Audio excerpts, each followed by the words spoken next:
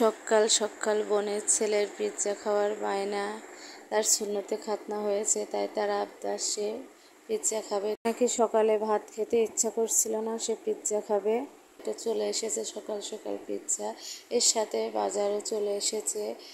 তো সেই বাজার এখন আমি কাটাকুটা করব। চলে আসলাম ছাদে।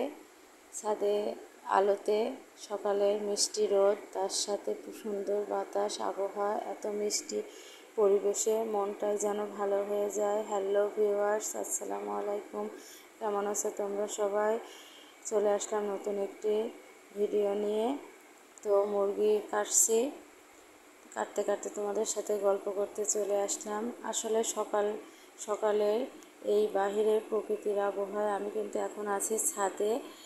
এখানের এই যে মিষ্টি রোদে আবহাওয়া যে কী ভালো লাগছে, মানে আসলে মনটা প্রফুল্ল হয়ে যায়, অনেকটা ভালো লাগে। তো এখন এই মুরগিগুলো কাটাকুটা করছি এবং এগুলো সব ধুয়ে পরিষ্কার করব। যেহেতু রমজান মাস, বেলা খুবই ছোট, কাজ করতে করতে সময় একদম পাওয়া যায় না, এমনও আসলে পরিস্থিতি। তো তোমরা কে কেমন এই রমজান মাসে দিন কাটাচ্ছ? আর একটা কথা তোমাদের সাথে শেয়ার করি, সেটা হচ্ছে আমাদের বাসার নিচে রয়্যাল ফল গাছ আছে। এত সুন্দর ফল ধরছে ওখানে, সেই ফল পাড়তে গিয়েছিলাম। ফল পেড়ে সেগুলো কুড়িয়ে নিয়ে এসে রেখে দিয়ে এখন মুরগি কাটতে বসে গেছি। তো গাছ থেকে ফল পেড়ে সেই ফল কুড়ানোর মজাটাই অন্যরকম, তাই না বলো? ফল ধরে কি বলবো তোমাদের।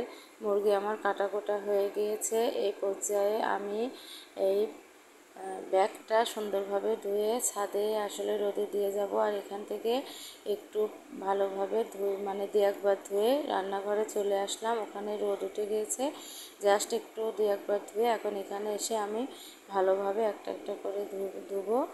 আমার ভিডিও তোমরা যারা দেখো তারা আমার ভিডিওতে কমেন্ট করবে, কোনটা ভালো লাগে কোনটা খারাপ লাগে। আমার কোনো ভুল ত্রুটি থাকলে সেটা ধরে দিবে, তাহলে সেটা আমি সংশোধন করতে পারবো এবং আরও অনেক ভালো ভালো ভিডিও তোমাদেরকে উপহার দিতে পারবো। আসলে যদি না জানা যায় নিজের ভুলটা, তাহলে তো সেটা সংশোধন করা যায় না, তাই না বলো? তো আমি মুরগির মাংসটা অনেকবার করে ধুয়ে নিচ্ছি, কারণ আমার মনে হয় যে মুরগির মাংসটা বেশি বেশি ধোয়া উচিত, তাহলে এটা রান্না করলে ভালো লাগে, এর গ্যাস থাকে না। তো এই পর্যায়ে সব মশলা দিয়ে মাংসটা অনেক সুন্দরভাবে কষানো হচ্ছে অফ ক্যামেরায়। আসলে সব মশলা দেওয়া হয়ে গেছিলো, সেটার ভিডিও আমি আর করি নাই।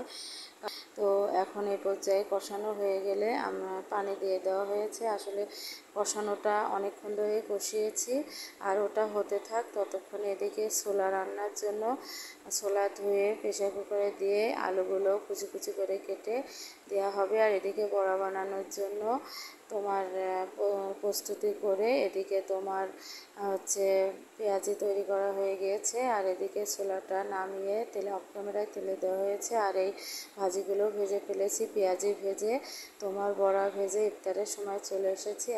এখন ইফতারি করার প্রস্তুতি চলতেছে। তো আজকের মতো এখানেই বিদায় নিলাম, পরবর্তী আর একটা নতুন ব্লগ নিয়ে হাজির হয়ে যাব ইনশাল্লাহ।